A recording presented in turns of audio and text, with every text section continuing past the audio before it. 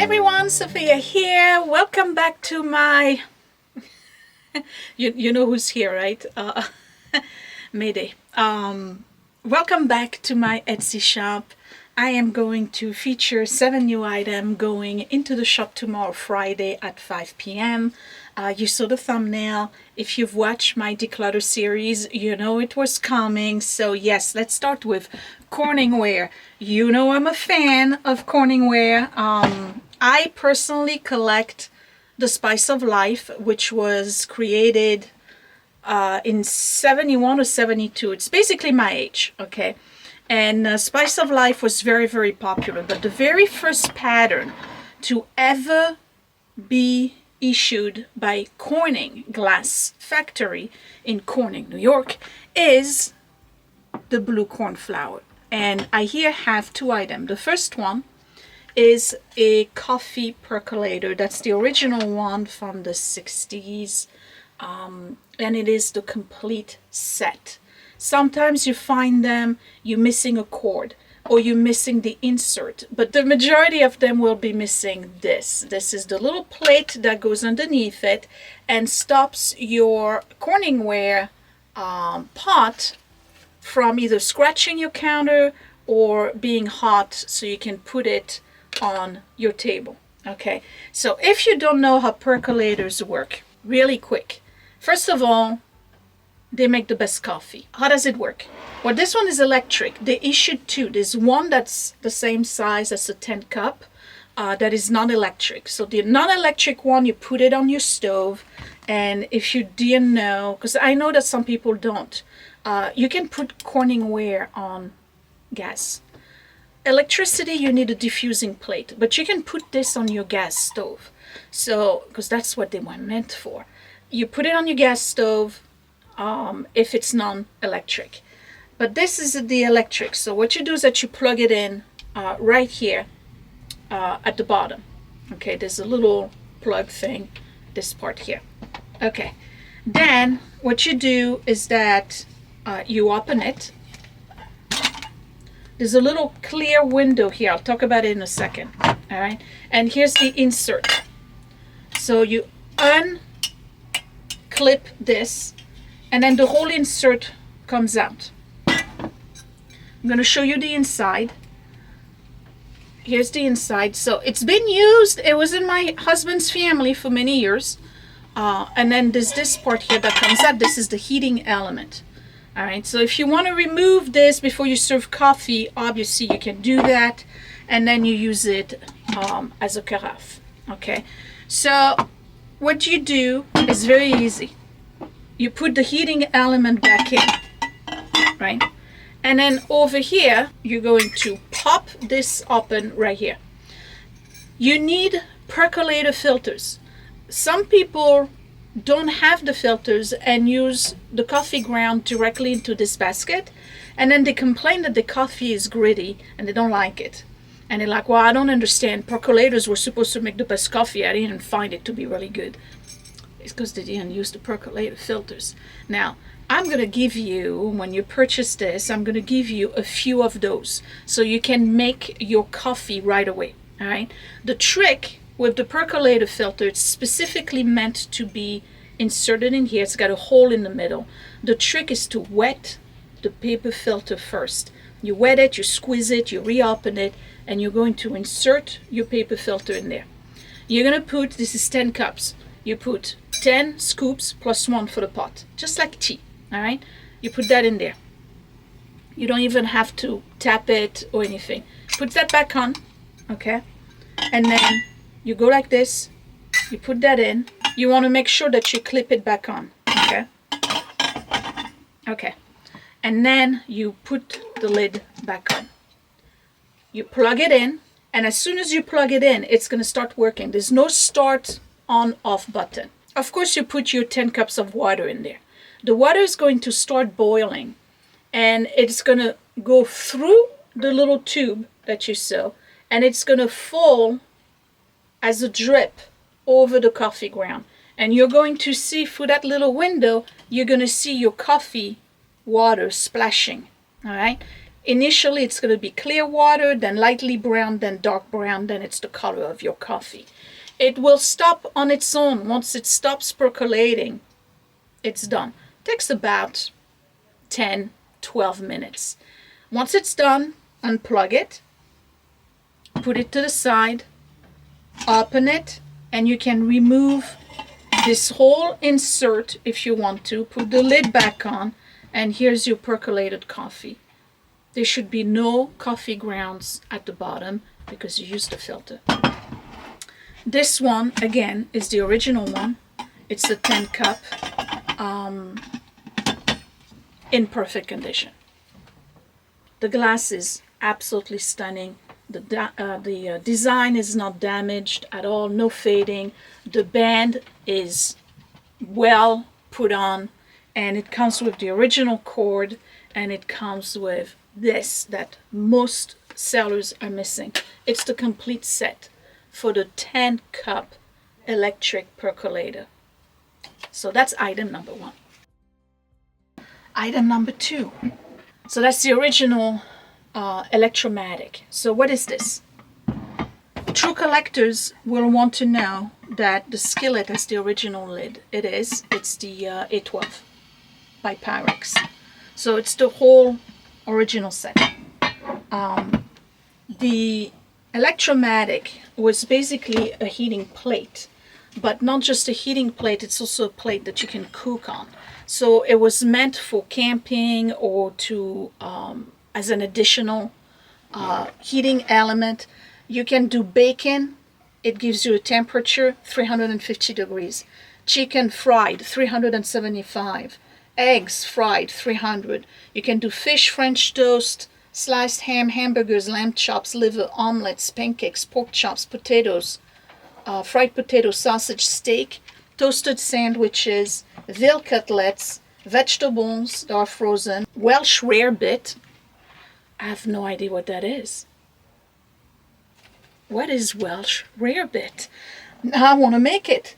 And then you can warm, simmer, low temperature, medium temperature, or high temperature. So you can use it for Thanksgiving, for instance, to heat up or keep things warm.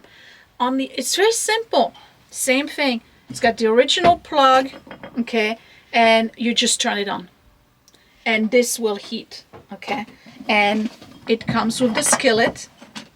The skillet is going directly onto the plate, the heating plate. And I have to tell you, that skillet is in amazing condition. Let me show you the skillet. Look at that. It's like brand new. And again, it's the original one. It was never replaced, okay? It's in amazing condition. Look at that. Now, the lid is what we refer to as a dome lid. I think you know why, right? So it allows you to put things that are a bit higher. For instance, if you were doing stuffed peppers. Electromatic original by CorningWare. That one is from the mid-60s. And then the original percolators are coming into the shop this Friday at 5 p.m. All right, moving on. I have a lot of plates. Different types of plates. I don't know why, but I just happen to have found a lot of plates this time around. I'm going to start with these because they are absolutely beautiful. So when I come back, we are going to Spain. Okay, Spain, known for painted pottery, also known as majolica. We have here 2 Spain from El Puente Arzobispo. I think that's the town, the region or the town where they were made. These are from 1962. They are plates that you can use as such. They have a nice bowl shape, but it's kind of shallow. But they were also meant to be decorative plates that you can hang on a wall. Both of them are signed. This one is signed N.A. Puente Arzobispo, 1962. Look at the design. Oh, I am upside down. Hand painted cobalt blue. Beautiful design. This is thick clay. This is not like your dainty little ceramic. This is real pottery. Beautiful plate. So you can put it on the wall, and then the one that comes with it is this one. And this one is also from 1962. It has a sticker in the back that says made in Spain, right? And it also says MA. Oh, it's MA. So it's the same person who painted it. Puente Arab. How do you say it? Arzobispo. I checked it out earlier. So here's the other one. So again, you don't have to keep the wire. All right, you can remove the wire, and from the look of it, it's the original wire, and just use them as plates. Appetizers. You can do olives, or if you want to do the olive oil with the Parmesan and the spices and dip bread in it. But they were also meant to be decorated. Put them on my wall. This one is sideways. There you go. Okay. In a dining room. I think they look really neat. Okay. So 1962. 63 years old. Look at that. 63 years old. Majolica from Spain. They are beautiful. The next plate is a single. I was so happy to find this because I had never seen black jasperware. Now, if you recall, I had a few pieces from Wedgwood, jasperware from Wedgwood, which is that matte porcelain. They just don't glaze it, basically. And when I did a little bit of research on it, I found that they made jasperware in their highly recognizable, what is it, periwinkle blue, or with the white, but they also made it in pink with white, in yellow with white, and they made it in black with gold. This plate was a Mother's Day gift from 1971. It's 53 years old, and it has this romantic relief in the middle of a mother holding a child, and it says, I don't know if you can see it right here, it says mother.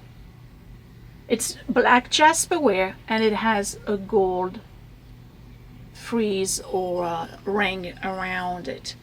It's very interesting. I'm telling you, this is the first time I see black jasperware. I mean, I've seen it online, but it's the first time I actually get a piece. It's a tiny plate. It's really not big at all. Let me get my measurement. I don't think it's even 8 inches. So 6.4 something.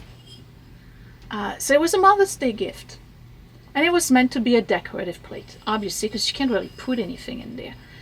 So it is quite old, all right? It's 53 years old, almost 54. It's got a few scuffs. I don't know if you can see here. I think that with the magic eraser, you can probably remove them. But other than that, it's in perfect condition. And it says in the back, right here, Wedgwood, England, 71. Made in England, 71. The mother plate. Now they had it in different colors, of course, in their jasperware collection. But this is, that's the only way I can show you is with this light over there. But this is the one that did it in black. And I don't know if you can see mother written right here. Isn't it cool? It's tiny. And it's meant to be decorative. So, you know, if you have your mom around or grandma, Mother's Day is coming soon. You make a very nice little plate to put on the dresser, and you never know, you may know somebody who collects jasperware and doesn't have this piece. So we've been to Spain, England. When I come back, we're going to Romania. These are fabulous. Absolutely fabulous. And I am struggling not to keep them. In particular, considering that I just came back from the Craft Morristown craft show. That was this weekend. And, you know, it's like everybody who crafts something. So there was a lot of sewing people, a lot of glass making, a lot of art prints, some food, and some of the most amazing pottery out there. And you know, I love pottery.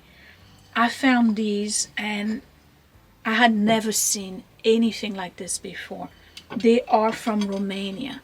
The style of it is called oruzu, and it's a traditional style of pottery from Romania. I have 3 plates. I'm selling them as a set.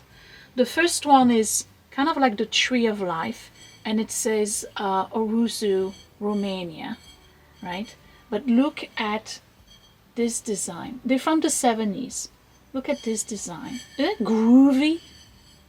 It's very nice. So it's beautiful clay from Romania, and it is signed right here. Unfortunately, I don't speak Romanian, and I'm having a hard time reading the name. They're all by the same person. I think it says Portmeirion, Oruzu, Romania. I don't know if I'm reading it right. Maybe somebody can read and put it in the comment, because I have no idea what it says. It's in a different language, you know. So that's the first plate. It's the largest one. It's the tree of life. I call it the tree of life. It may just be something different. Then the medium size is a totally different design. Look at this thing with the feathers. And same thing, unfinished clay in the back with the name. Maybe I can read it better here. Ocorico, no, Ocoricio. I can't read it. Oruzu, Romania. I cannot read it. This is awesome. And you know what? They show a little bit too white here, because they really are more of a beige finish. You see all the stripes and that pattern right here in the middle? Ah, if I go like this, you see the real colors. They're so cool. And then the last one, I think is the cutest thing. Is this titty thing. Look at this. Traditional Romanian pottery from the region or the town of Oruzu, Romania. This one is not signed, but it's unfinished clay in the back. Put the glaze in the front, and what they do is basically they put drops, right? And as it goes on the wheel, they turn it every which way, and it gives this kaleidoscope type pattern. It is very unique. I've never seen anything like this.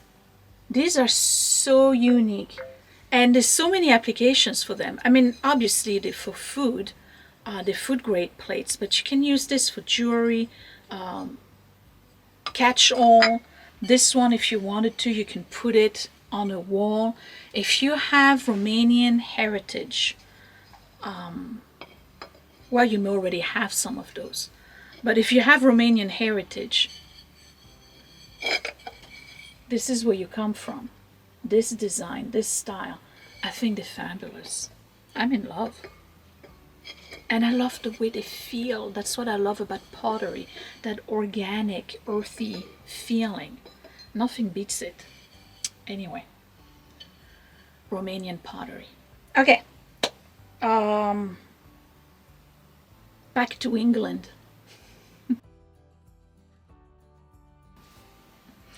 I know this won't last too long because I have fans. Portmeirion, England. These are discontinued. These are the square plate for the botanical garden, botanic garden. That's the name of it. It's 2 plates. They are in perfect condition. This one is the gardenia, right? No, magnolia. Asiatic magnolia, Magnolia altissima. Look at this with the butterfly and the signature Portmeirion frieze all along. And the next one is Rhododendron liliflorum, lily flowered azalea. Same thing with the butterflies. Please look at the pictures on the Etsy page so you can see close-ups and colors, okay? Look at this. Beautiful. So in the back it says designed by Susan Williams Ellis. I told you a little bit about her. I think it was her grandfather or her father who asked her to start doing designs. And it says Portmeirion dishwasher, microwave, freezer safe, and it can go from oven to table. It's almost like CorningWare. And then they give you the site www.portmeirion.com. Botanic garden. 2 square plate. I like these because they're unusual. You know, square plates. So you don't have to use them for food. Obviously, you can use them for decor. Whether you want to put them on the wall or you want to stand them, you can do that too. But I think they're perfect for appetizers. You know, when you serve, I don't know, name the appetizer, spanakopita. Okay, you serve spanakopita on the little spinach feta cheese things with phyllo dough. They're the best. Anyway, so here you are serving spanakopita and maybe little mini hot dogs. Right? It's not very sophisticated as an appetizer for such a plate, right? Okay, so let's do smoked salmon and stuffed goat cheese something. Okay. Beautiful. So, Irish crystal. First name that comes to mind, of course, is going to be Waterford. I found this, and I was just wondering, what on earth is this thing?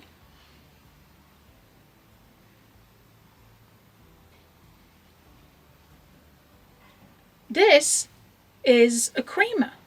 It's a creamer from the Grafton Street collection and pattern. It's not old. It's not vintage at all. It's between 2006 and 2010.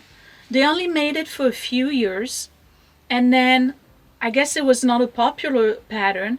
I don't know why, because I love those thumb prints all around it. It's not super sparkly. But what is amazing about it is that it's a creamer without a handle. And instead of a handle, it has 2 thumb prints on either side. So you hold it like this, and you actually get a good grip, and you pour like that. It's so unusual for Waterford to do that. Now, because the spout is so short, you can also use it as a vase. So it's a creamer, or a mini pitcher, or a vase, or something to hold. Well, of course I had to pick the one pen that's a miniature. Hold on. Or something to hold your pens. Grafton Street by Waterford. It's got the Waterford little... can you see it? Probably not, but it's on picture on the side. And it's it doesn't have a lot of sparkle because it's very smooth and it's limited in terms of cuts. But it's beautiful and so unusual. You grab it like this and you pour. I would totally use this as a vase. I have not seen the sugar. Trust that I was looking all over the place for the sugar. Okay, so yeah, I only have the creamer. Anyway, oh, it's so pretty and it's inexpensive. Okay, what would I keep? It goes without saying, I would absolutely keep these because they are fabulous, and I would also keep the Spanish ones because they are fabulous. Tell me down below, what do you like best? Is it the Portmeirion? These are always very popular. Or is it my CorningWare? I hope I gave you good instructions on how to use this. And I also think I did a video on how to use the percolator from CorningWare. Remember, if you buy the CorningWare percolator, I will put a few filters in there that I have from my percolator, so that way you can make your coffee right away. So if you're purchasing this, go ahead and buy your... Don't you love a creaky house? Go ahead and buy yourself some ground coffee, or if you have a grinder, grind some coffee and be ready. If I have any suggestion, get Segafredo coffee. It's my preference. Segafredo coffee. It's kind of difficult to find. You have to go to specialty Italian shops. And yes, I know I didn't mention a French coffee. Carte Noire is not bad, but I like Segafredo. And then, you know, I know that the skillet has already has a few people who mention or express the interest. So that's what's going on in the shop this Friday at 5 p.m. Comment down below, tell me which one you like best, and that would be it for this week. Thank you for watching, thank you for supporting my shop, and basically keep me going. I love this. This is my passion. Absolutely. If I could do this non-stop, I would. Look at this thing in the back. I just want to show you this. Okay, this is coming soon. Okay, what is that? It's a 1930s vase, a pottery vase, not a Hager, not a Shawnee, though it looks like Shawnee. It's a totally different brand. It's beautiful. It's coming soon. I will see you next week. Thanks for watching. Bye.